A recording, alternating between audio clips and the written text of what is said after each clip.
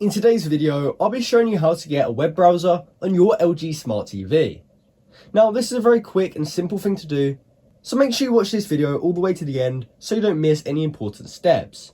Now, by default, the web browser will be pre-installed onto your TV, so you won't actually need to install it. You'll just need to find exactly where it is on your TV. So as you can see right here, my web browser is over here on the left because I've moved it.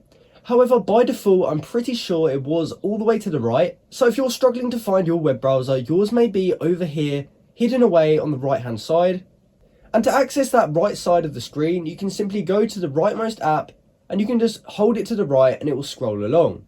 From there, you should be able to find your web browser in this section right here. However, if you can't, you can simply go to this search bar right here. You can then search for what you're trying to find, and then we can scroll down to the bottom of the page and we can actually web search, which will open up the web browser.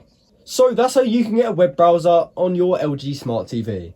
I hope you found this video helpful and thanks for watching.